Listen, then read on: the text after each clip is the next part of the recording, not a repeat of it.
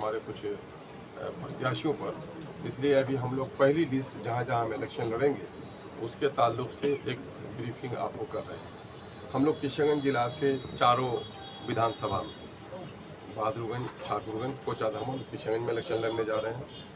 पूर्णिया के अमोर, बायसी एवं कस्बा में, जिला कटिहार के बलरामपुर, परानपुर, मनिहारी, बरारी और कदवा में, और जिला अररिया के चौकी एवं अररिया में, जिला गया के सिहाटी एवं बेला में, जिला मोतिहारी के ढाका में और नरकटिया में, जिला नवादा के नवादा शहर में, जिला जमुई के सिकंदरा में, जिला भागलपुर में नाथनगर एवं भागलपुर शहरी क्षेत्र से, जिला सिवान में सिवान से, दरभंगा में जाले, टूटी, दरभंगा ग्रामीण एवं गोराबोराम से, समस्तीपुर के कल्याणपुर से, सीतामढ़ी के बाजपट्टी से, मधुबनी के किस्पी, वैशाली के महुआ से हम लोग अभी गोपालगंज से हम लोग इलेक्शन लड़ने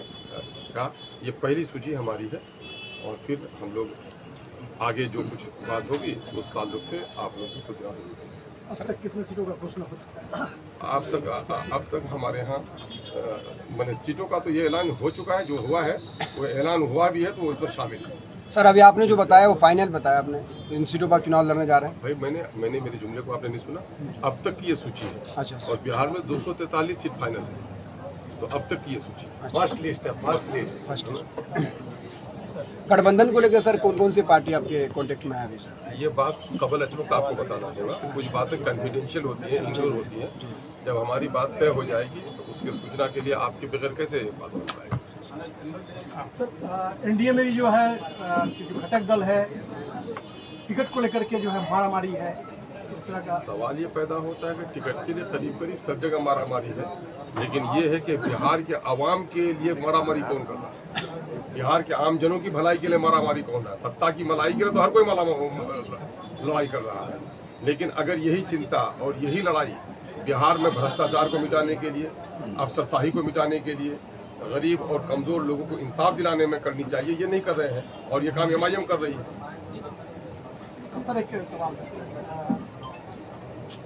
बरेली के मौलाना तकीर रजा है, उनके घर जो है एक पहले वो कभी लोन लिए थे 35 साल पूर्व, अभी 5,000 रुपये, अब उनको जो है इस्तीफा दिया जा रहा है, घर में पैसा नहीं चुकाएंगे तो उस पर कार्रवाई होगी। ये उत्तर प्रदेश की सरकार। देखिए, उत्तर प्रदेश में जो कुछ भी कर रहे हैं योगी, ये लाकानूनियत की इंतहा है। वो वहाँ पर न डेमोक्रेसी बाकी है, न वहाँ पर कानून का राज है।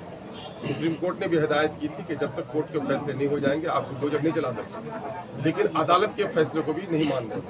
ये लोग मनमानापन कर रहे हैं और चूंकि तमाम तर महाज पे, तमाम तर क्षेत्र में बीजेपी नाकाम हो चुकी है, यही एकमात्र वो है कि मुसलमानों को टारगेट करके ये कहीं न कहीं से सांप्रदायिक वोटों को एकजुट करने का प्रयास है। और ये चुन करके मुसलमानों के बड़े बड़े लीडरों को इसने टारगेट किया। अब हमारे धर्म गुरु है तौकीर रजा साहब, और किस मामले में किया? आप सब कुछ करें सड़क पर, आप नंगा नाच नाचे सड़क पर, कोई रोक नहीं है। आप सारे कारोबार करें सड़क पर, कोई रोक नहीं है। लेकिन एक आदमी जो हमको इस मुल्क में बराबरी का अधिकार है, आपको भी धर्म अधिकार है, मेरे को भी धार्मिक अधिकार है। दफा 25 डिफाइन करता है कि आदमी को अपने विश्वास के मामले में आज़ादी है, वो जिस धर्म को माने, है ना। मामला ये है कि आप दुर्गा से प्रेम करते हैं, कोई लक्ष्मी से प्रेम करता है, कोई गुरु ग्रंथ से प्रेम करता है, कोई यीशु मसीह से प्रेम करता है। हमें धार्मिक आज़ादी है, तो हमारा धर्म ये कहता है कि हम अपने बाल बच्चे से नहीं, अपने जान से भी ज्यादा जब तक प्रोफेट मोहम्मद से मोहब्बत नहीं करेंगे तब तक हम मुसलमान ही नहीं हो सकते। तो ये तो कोया हमारा फंडामेंटल राइट है और उससे हमको वंचित करने का प्रयास किया जा रहा है। तो तौकीर रजा खां पर एक तरफा तौर पर जालिमाना उनका वो है। सर, ये महिलाओं का कितने महिलाओं को आप महिलाएं जिस एतबार से हमारे यहाँ हैं, अभी भी पुरुष प्रधान रह गया है, तो हमारे यहाँ महिलाएं जितनी आएंगी उनको सम्मानजनक व्यवस्था करेंगे। सर, आप उम्मीदवार आज भी तो महिलाओं को अभी हमारे लोग आंगन से निकलने नहीं दे रहे हैं, तो देखें जो भी आ जाएंगी उनका आदर होगा। सर, उम्मीदवारों से कसम खिलवा रहे हैं अल्लाह की, क्या कौन सा अच्छा, सवाल ये पता, सच बोलने में कोई दिक्कत है आपको? नहीं। तो सच बोलने के लिए कर रहे हैं कि अपने ईश्वर के नाम से बोलो कि हम रहेंगे, क्योंकि बहुत सारे लोग हैं कि जो बात आगे कुछ कहते हैं, बात को कुछ कहते हैं। तो हम लोग के पार्टी ने कहा कि जो कुछ बोलते हो लिख करके कह दो। तो बोलने में तो उससे बड़ी बड़ी बात बोल देते हैं। कोई तो कहा कि साहब अगर मैं पार्टी को छोड़ दूंगा तो मेरी बीवी को ऐसी, मेरा बच्चा ऐसा। मैंने कहा भैया उससे मत छोड़ो, है ना। मामला ये है कि ईश्वर के नाम पर विश्वास है तो ईश्वर के नाम पर अहद ले लो, पार्टी के साथ दगा होगा मत करना। क्योंकि 4 गद्दारों ने बड़ा हमको धोखा दिया है। हरचंद के ये काम उन लोगों ने भी किया था। आप इसमें गद्दार कौन होगा, वफादार कौन होगा, अपने वचन पे अहद कायम रहने वाला कौन होगा, अपने अहद से कौन फिर पता लग जाएगा। हम लोगों ने कह दिया होशो हवास में हो। पार्टी ने आपको जाके के नहीं कहा कि आप प्रत्याशी बन जाइए, आप अपने तौर पर प्रत्याशी बने हो। पार्टी को इख्तियार हासिल है कि जिसको चाहे टिकट दे, जिसको चाहे न दे। पार्टी सारी समीकरण को सामने में रखा करती है। और इसके लिए मैंने कह दिया कि मैं अपने बारे में ये कहता हूँ कि अगर हमारा लीडर बैरिस्टर सैफुद्दीन अवैसी साहब के अख्तरुल इलेक्शन नहीं लड़ेगा, जो लोग इलेक्शन लड़ेंगे उनकी जूती सीधी करेगा, तो अख्तरुल उसके लिए तैयार है। मैं तो यहाँ तक कह रहा हूँ, अपने लिए भी कह रहा हूँ। इसलिए हमारे सम्मानजनक है, हमारे वर्कर्स जानदार हैं, ईमानदार हैं। उन लोगों ने बेखौफ होकर कस्में खाई हैं, हम उनको मुबारकबाद देते हैं। सच्चे कार्यकर्ता यही हैं। लेकिन असल मुबारकबाद के मुस्तहिक उस वक्त होंगे जब ये सारी रिपोर्ट हम लोग भेजते हैं हैदराबाद। और अब की बार हम लोगों ने कह दिया है कि सारे फैसले हैदराबाद से होंगे, है ना, वहीं के ऑफिस से मामला होगा। क्योंकि मैं खुद इलेक्शन लड़ता हूँ और मैं यहाँ नहीं रह पा रहा हूँ, तो फैसले वहीं से होंगे। उस फैसले को जो हम लोग मान लेंगे और उस पर जिनको टिकट नहीं दिया गया है और वो प्रत्याशी थे, जिनको टिकट मिल जाता है उनका साथ दे देंगे। तो ऐसे ही लोग MIM के जानेसार और सच्चे साथी होंगे। तमाम पार्टियों सारे सीटों पर आपने घोषणा कर दिया, लेकिन बलरामपुर को लेकर अभी भी सस्पेंस बरकरार है, उस पर क्या कहेंगे?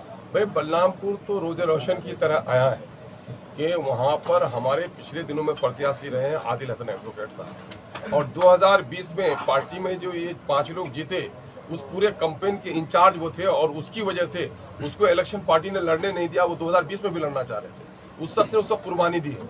पार्टी उसके इस कुर्बानी को याद रख रही है और ये आदिल साहब फैसला करेंगे। बलरामपुर का ऐलान हो गया है, चूंकि नियमित तौर पर टिकट का ऐलान किसके नाम से होगा, ये हमारे बैरिस्टर सैफुद्दीन अवैसी लड़ेंगे तो वो टिकट फाइनल है। या अगर आदिल साहब चाहेंगे तो किसी को लड़ा सकते हैं, या आदिल साहब का हक है पार्टी। एक आखिरी सवाल ये है कि सारे आखिरी सवाल ये है कि सारे लोगों का वीडियो आ गया है कसम खाने का। सोशल मीडिया पर लोग सवाल पूछ रहे हैं कि अख्तरुल इमान और आदिल हसन का अभी तक वीडियो नहीं आया। नहीं, हम लोग का भी आ जाएगा। हम लोगों का चूंकि पहले से भी लिया जा चुका है। और आप तो ऐसे ही कह रहे हैं कि भाई सब लोगों ने वो नियत बांध ली है। इमाम साहब का कहाँ मामला? तो मैं इमाम हूँ, मेरे बारे में क्या? पार्टी के जो पदाधिकारी पहले हैं, मैं तो हलफ दिलवाने वालों में हूँ, है ना। मैं तो हलफ दिलवाने वाले में और सर आपको ये नहीं लगा कि मैंने कितना बड़ा हल्फ लिया कि मेरे पार्टी का सदर अगर ये कहेगा कि अख्तरुल इमान को इलेक्शन नहीं लड़ना है, जो इलेक्शन लड़ेगा उसकी जूतियां सीधी करना है, इससे भी बड़ा कुछ होगा क्या?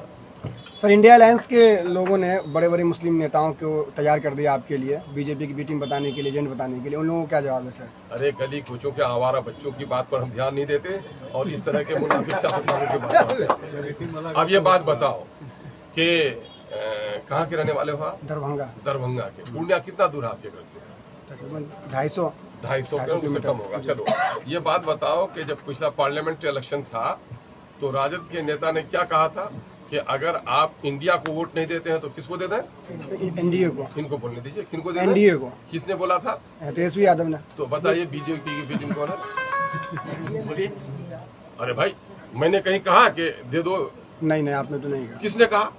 तेजस्वी यादव। तो फिर उससे क्यों नहीं पूछते हो यार? उससे पूछते हो। लेकिन आरोप तो लगातार आप लगातार। अच्छा उसने मैंने सवाल ये बता कि गरीब का बच्चा तंबाकू भी खाए तो वो शराबी कहलाए, और बड़े आदमी का बेटा शराब के नशे में नंगा भी हो जाए तो मुहज्जब कहलाए। ये तो बड़ी अजीब सी बात है यार।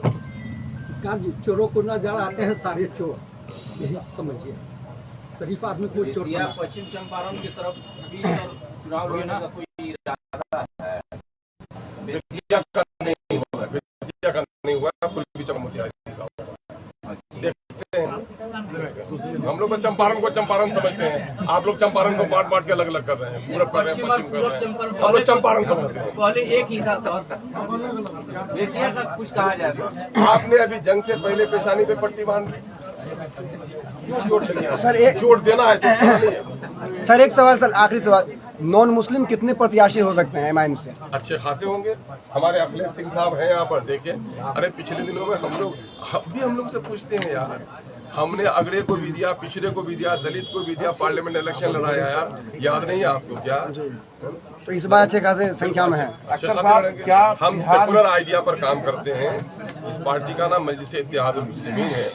भारत में किसी भी पार्टी को इस अंदाज से नहीं कि किसी धर्म खास की पार्टी है, नाम इसका है, लेकिन हम लोग सबको साथ लेकर चलते हैं। और आप अभी मुझको पूछ रहे हैं कि कितने हिंदू और मुसलमानों को दे रहे हैं, ये बताइए कि बिहार की असेंबली में पिछले 5 सालों में जो दलितों की हकमारी हुई है, तो एमआईएम से ज्यादा किसी ने आवाज उठाई है क्या? 1 लाख नौकरी खा गए बेईमानों ने दलितों के, और अख्तर ईमान के अलावा किसी दलित लीडर को भी बोलने की मजाल नहीं हो सकी कि वो जबान खोल सके। खोल कर बताया, बिहार के जाति आधारित गणना का विश्लेषण किया, तो अख्तर ईमान ने कहा एमआईएम ने। अख्तर साहब, क्या जो है अकबरुद्दीन, अरे आपने तो कहा कि आखिरी सवाल था। नहीं, एक सवाल और है, क्या अकबरुद्दीन अवैसी भी आएंगे कैंपेनिंग में? अरे हम मुझे ख्वाहिश है कि वो आ जाए तो मजा आ जाए यार, लेकिन उनकी तबीयत खराब चल रही है। हम लोग अल्लाह से दुआ करते हैं वो सेहतमंद हो जाए। और वैसे भी आप जान लीजिए, एमआईएम का बच्चा आज अकबरुद्दीन अवैसी और बैरिस्टर असदुद्दीन अवैसी बन चुका है। हाँ, अरे पर वक्त रास्ते पर आदिल साहब, आज टिकट के लिए पटना नहीं जाना पड़ रहा है, लोग घर में ही, सीमांचल में ही आज टिकट के लिए क्या करेंगे? यही है अख्तर उल ईमान साहब ने 2015 में 16 अगस्त को जब बैरिस्टर असदुद्दीन ओवैसी साहब ने कहा था कि आइए अख्तर उल ईमान साहब के क़यादत में अपने सीमांचल को मजबूत कीजिए, यही आज नतीजा है कि पटना और दिल्ली की दरबारी छोड़कर आज सीमांचल का बेटा, सीमांचल का लाल, आपका भाई अख्तर उल ईमान साहब के पास पूरे बिहार से लोग आ रहे हैं। यही किशनगंज और सीमांचल की जीत है कि हमने 2 पावर सेंटर, जो पटना और दिल्ली था, उसको सीमांचल की आवाम ने कोचाधामन, अमोर, बायसी, डगरवा, बलरामपुर, बारसोई, जो पूरा कटिहार, पूर्णिया, अररिया, किशनगंज, उसने इस मिथ को तोड़ दिया और अपने बेटा को स्वीकार कर लिया कि सीमांचल का पावर सेंटर अगर रहेगा बिहार में तो दिल्ली और पटना सिर्फ फैसला नहीं करेगा, सीमांचल का बेटा, सीमांचल का लाल अख्तर उल ईमान साहब फैसला करेंगे। आज अल्हम्दुलिल्लाह जो बात 2015 16 अगस्त को पेशेंगोई हुई थी, आज आपके सामने सिद्ध हो रहा है। 2020 में भी सिद्ध हुआ था अल्हम्दुलिल्लाह, 2024 के लोकसभा में भी सिद्ध हुआ और 2025 में भी विधानसभा में। आज बिहार का ऐसा कोई विधानसभा नहीं है जो अख्तर उल ईमान साहब के पास लोग नहीं आ रहे। एक्स मिनिस्टर हो, एमएलए हो, एमएलसी हो, एक्स एमएलए हो, वो भी अख्तर उल ईमान साहब का फोन ऐसे ही बजा रहे हैं, गोया उनके प्राण में रूह डालने का काम अख्तर उल ईमान ही साहब कर सकते हैं। यही सीमांचल और किशनगंज के आवाम की और यहाँ के लोगों की जीत है कि आप बेटे को अल्लाह इतना इज्जत दिला रहा है। आपने जो 2015 में साथ दिया एमआईएम को, आज अख्तर उल ईमान साहब के जरिए से किशनगंज ही नहीं, पूरे सीमांचल का एक जो नाम है पूरे बिहार में फैल रहा है। कहाँ से लोग आ रहे हैं? बिहार का नवादा हो, खड़ा है लड़का, जमुई हो आपके सामने, गोपालगंज जो बॉर्डर उत्तर प्रदेश का वहाँ खड़ा है, सासाराम कैमूर का लोग खड़ा है, पटना का खड़ा है, औरंगाबाद गया का खड़ा है। बिहार का हर बॉर्डर जो झारखंड से लगता हो, जो यूपी से लगता हो, जो बनारस से लगता हो, जो झारखंड से लगता हो, ऐसा कोई जिला नहीं है जहाँ के लोग नहीं आ रहे हैं, जहाँ पर उन्होंने सिर्फ फैसला नहीं करेगा, सीमांचल के बेटा अख्तर उल ईमान साहब भी फैसला करेंगे। और आज बैरिस्टर असदुद्दीन ओवैसी साहब ने जो कहा था और अख्तर उल ईमान साहब उस मामले में 100% खरे उतरे, उन्होंने समझौता नहीं किया, इसलिए अल्लाह ने इनके नाम में भी अख्तर उल ईमान कर दिया। वही आज नतीजा है कि अख्तर उल ईमान साहब आपके बीच। कब तक ये फाइनल हो जाएगा? वो तो बोल दिया सर ने आपको कि बैरिस्टर साहब ट्वीट कर देंगे, ट्वीट का इंतजार कीजिए। सदर साहब ने भेज दिया है राष्ट्रीय अध्यक्ष को, इंशाल्लाह जल्द फैसला हो जाएगा। आदिल भाई, पिछले महागठबंधन 3 डिप्टी सीएम की बात कर रहा है। अरे भाई, हमारे डर से सब डिप्टी सीएम सब करेगा। अभी याद रखिए, हमने ईमानदारी से अख्तर उल ईमान साहब ने 6 सीट का मांगा, उन्होंने नहीं किया है। ये सब एमआईएम का प्रेशर है। जावेद साहब को सीईसी में भी भेजना ये एमआईएम का प्रेशर है। और जो भी मुस्लिम लीडरशिप को जो फ्रंट सीट पे जगह मिल रहा है, चाहे सिद्दीकी, ये भी एमआईएम की कुर्बानी है। ये भी हमारे कंधे पे चढ़कर इनको इज्जत मिलती है। हम चाहते चाहे दूसरे पार्टी में भी रहोगे, एमआईएम ही का ज़कात फितरा से इज्जत मिलेगी। यही एमआईएम की ताकत है। पिछले दिनों दरभंगा के आरजेडी के नेता आपके पार्टी में शामिल हुए, और भी लोग हैं क्या लिस्ट में? लिस्ट में तो फर्स्ट लिस्ट सर ने बोल दिया ना। नहीं, वो पार्टी से इधर आने वाले आरजेडी से इमाम की तरफ। भाई कौन नहीं आ रहा है? आरजेडी से आ रहा है, जदयू से भी आना चाहता है, लेकिन सदर साहब इस्तिखारा करके सबको ज्वाइन कराएंगे। ऐसा ही नहीं ज्वाइन कराएंगे, देखेंगे उसका क्या बायोडाटा है। भैया